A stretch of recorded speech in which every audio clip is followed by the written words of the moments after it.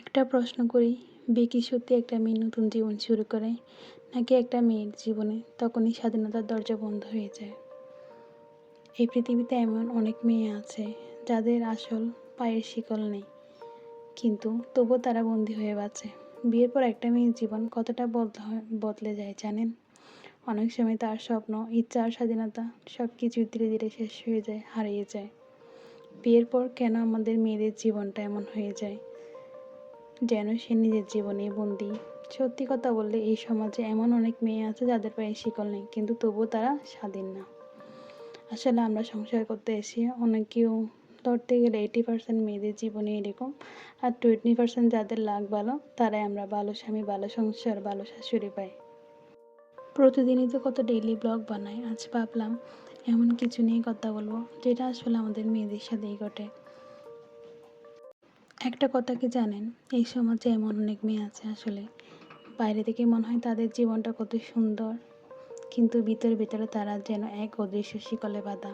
বিয়ের আগে একটা মেয়ে অনেক স্বপ্ন থাকে, অনেক ইচ্ছে থাকে, নিজের মতো করে বাঁচার একটা স্বাধীনতা থাকে, কিন্তু বিয়ের পর অনেক সময় সেই স্বাধীনতা ধীরে ধীরে কমে যায়। আসলে এমন পরিস্থিতি করে দেশে শ্বশুরবাড়িতে যাতে তারা বাধ্য হয়। এটা কাউকে বলাও যায় না, শুয়ে নেওয়াও যায় না। কোথায় যাবে, কার সাথে কথা বলবে, কি করবে, সব কিছুর হিসাব দিতে হয়। নিজের ইচ্ছে থাকলে অনেক সময় সেটা বলা যায় না। অনেক মেয়েই মনে মনে ভাবে আমার জীবনটা কি শুধু অন্যদের জন্য?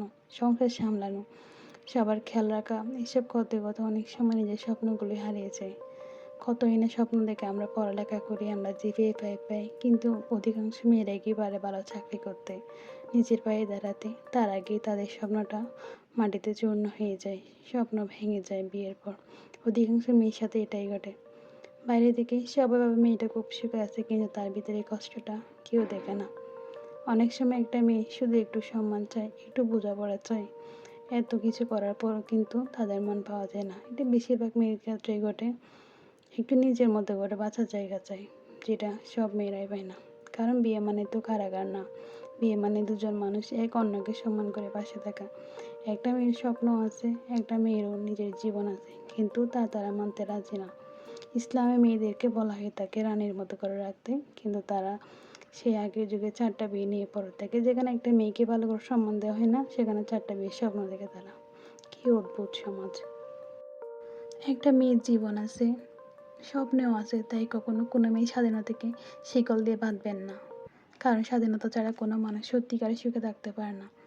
মেয়েদের শুধু দায়িত্ব না, তাদেরও স্বপ্ন আছে, সম্মান আছে, আর নিজের মতো করে বাঁচার অধিকার আছে। একটা মেয়ের স্বাধীনতা না থাকলে তার জীবন হয়ে যায় বন্দি, যেন পায়ে শিকল পড়েছে, কিন্তু মানুষ বাইরে মুখ দেখে বুঝতে পারে না।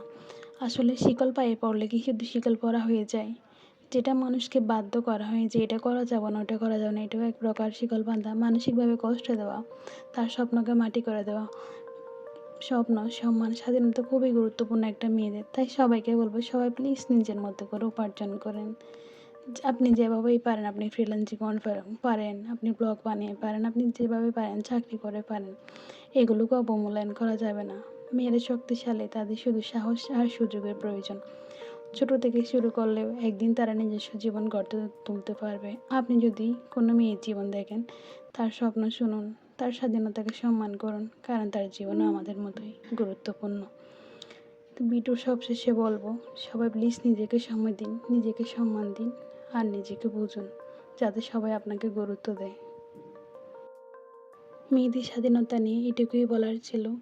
যদি পারেন, নিজেকে যদি সময় দেন, তাহলে দেখবেন আপনাকে অন্য কেউ সম্মান দিচ্ছে। তাই নিজেকে গুরুত্ব আর সম্মান দেওয়াটা নিজেরই খুবই প্রয়োজন। সবাই যতটা পারেন নিজে চাকরি করেন, নিজে ইনকামের পথ বের করেন। আজকের ব্লগে এইটুকুই। সবাই আমার জন্য দোয়া করবেন, আমি যেন এভাবে সুখে শান্তিতে থাকি, আর সবার মন জয় করে বাঁচতে পারি, নিজের মতো করে সুখে শান্তিতে থাকতে পারি, নিজেকে যেন গুরুত্ব দিতে পারি, যাতে অন্যরাও আমাকে গুরুত্ব দেয়। আজকের ব্লগে এইটুকুই। আসসালামু আলাইকুম সবাইকে। যদি ভিডিওর একটি অংশ ভালো লেগে থাকে তাহলে একটা লাইক করে পাশে থাকবেন, যাতে আমি মোটিভেট হই।